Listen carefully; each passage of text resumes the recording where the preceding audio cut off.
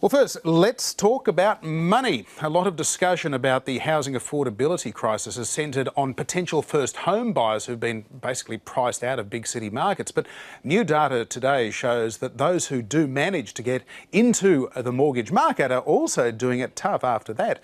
And that's even with historically low interest rates, all raising fears about whether we could be facing a US-style housing crash when inevitably rates do go up. I think that we need to learn the lessons from what happened in America, and we don't want to see, that people have put themselves in over their heads, and when rates rise, that they can't afford to pay their mortgage. New figures reveal around 21% of mortgaged households are experiencing what's described as mild financial stress. That means that they're managing mortgage repayments by cutting back on other expenditure and putting more on their credit card. But 1% are in severe stress. They're behind in repayments and are trying to dig their way out by refinancing or selling property. Younger families and the more traditional battler groups in the urban fringe are under the most financial pressure, followed by mature, stable families. But when it comes to the probability of default, it's the professionals at the most risk, followed by suburban mainstream, affluent young people and wealthy seniors. Meanwhile, housing prices have jumped again, with some capital city prices increasing at the fastest annual rate in nearly 7 years. Sydney posted its biggest annual price increase since 2002, with Melbourne, Canberra and Hobart hot on its heels. The latest housing data comes as the chairman of the corporate regulator warned lenders to be more realistic about clients' living costs to ensure they can repay their loans. We are troubled because perhaps people haven't really taken account that they may never be able to repay the principal on the loan. So that is a fascinating finding. While battlers are certainly battling, it's the Highflyers who are ultimately the most likely to suffer from severe financial distress. And Jane Currow, also, it's the Highflyers most likely to default. What do you make of that? Well, I think partly it's people biting off more than they can chew. Seeing the kind of house, the suburb they live in as being a reflection of their status, and sometimes perhaps their idea of what they can actually manage financially is not as great as the kind of status they'd like to show the world. And I also think it is because jobs are becoming much more insecure, and they're becoming much more insecure perhaps particularly amongst those people who are striving to climb some kind of competitive corporate ladder and get ahead, to whom status is particularly important.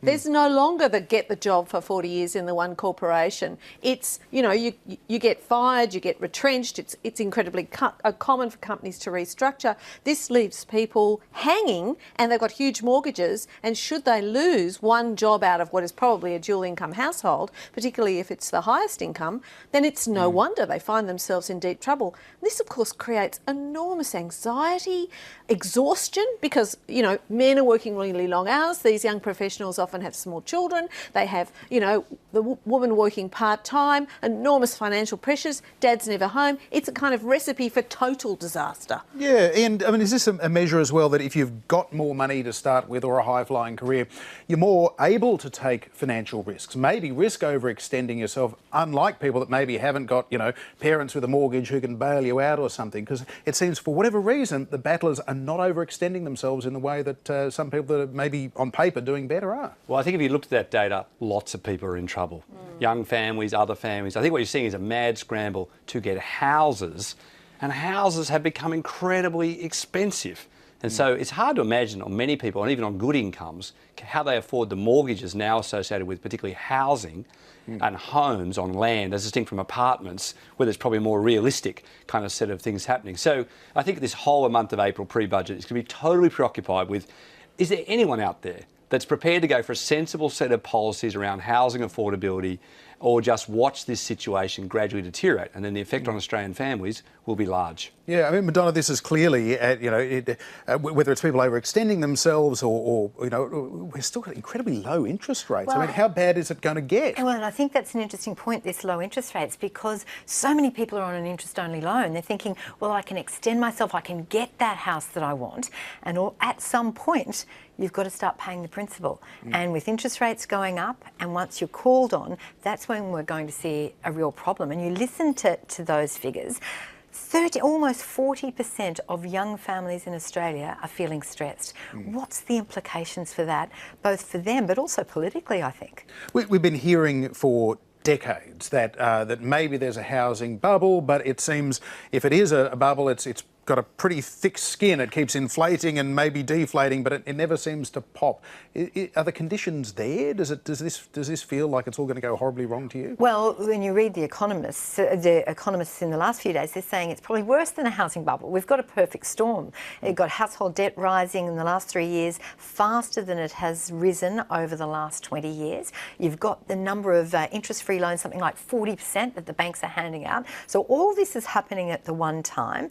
And I think the problem that we're not talking about is people have turned off. So Ian's talking about political solutions, and there needs to be one, but I think our battlers are just burrowing down, doing what they can. They're not trusting the politicians to do it. They're trying to save as much as they can, and they're just going about doing their thing. The consequences, though, will be at the ballot box, because our politicians are talking about this and this and this. And I think it's far removed from what's happening in our homes, where people are really struggling. Can I just tell you this? I've got a local dry cleaner, and he puts up on his notice board how much change he finds in people's pockets each week. And in good times, he can find $50 note, $20 notes regularly.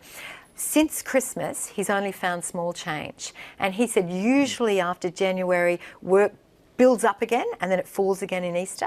This year, it just didn't. It's just stayed the same. It didn't bounce back after Christmas. So, I mean, Jane, and taxi drivers will always tell you as well, oh, it's a bit quiet at the moment. I think there could be a recession coming and so on. But the fact is that we've had almost a quarter of a century of basically uninterrupted economic growth in Australia. It's been a heck of a good run. We wasted most of the money that we actually... Well, in some cases, arguably, we did, but we still have high levels of home ownership. We have people with higher wealth. We may be deep in debt, but we're also deep in assets as well with these expensive homes that people have managed to purchase. But what happens if the music stops and there are not enough chairs?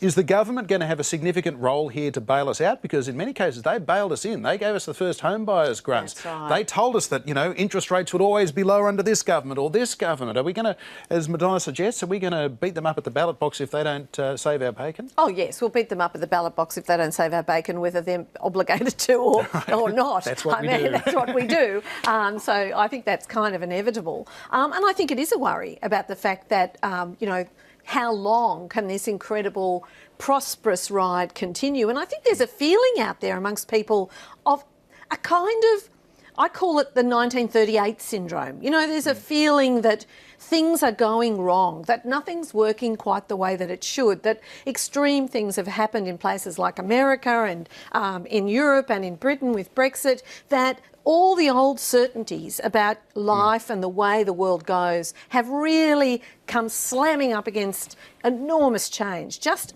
quite recently. And I think we underestimate the psychological and emotional impact that has on people and their willingness to actually spend their money. And particularly if they're under mortgage stress and people keep telling them there's a housing bubble, there's a housing bubble, that increases their anxiety as well. So what will you do if you're feeling incredibly anxious? Well, you lock your wallet up. What's a home in Australia? And the idea everyone has to have a property in the simple sense, which has led to all the urban development that we have. I mean, what's really going on is people want to live in cities.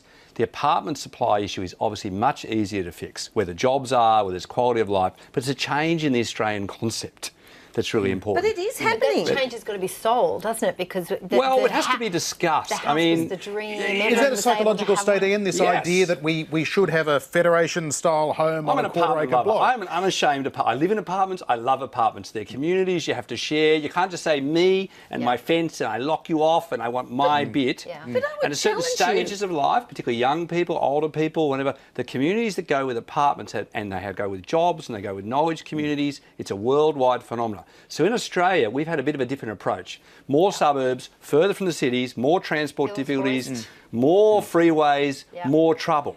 But actually, there's a national issue we need to discuss. Rather than blaming everybody else, one of the ideas we have in our head is about the quarter-acre block as distinct from the shared community. So what's good for us not just good for me. But it's people essential. are going back to units, and they're going back in large numbers. One of the reasons, for example, that public schools, there aren't enough places is because the demographers said, people with children don't live in apartments. Well, guess what? They do. But that raises the other problem, though, because that is the case. You look at how house prices are going up in Sydney and Melbourne. That is certainly not being replicated in Queensland, for example, where there is a massive oversupply of apartments. And that, of course, makes a problem for the government, doesn't it? Because it's got to fit.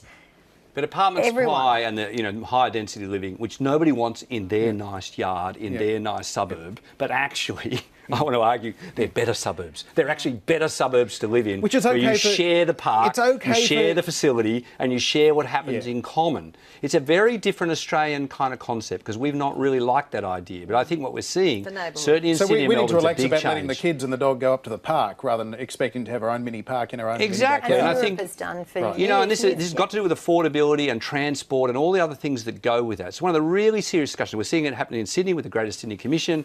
We're seeing it in Melbourne. It's interesting in Brisbane is different. There's quality of life issues and quality of community that go with thinking about housing differently. And the supply end of that is clearly much easier to respond to. But it does depend on regulation and a broader acceptance. Maybe there are different ways to solve some of these problems that politicians alone don't solve. All right.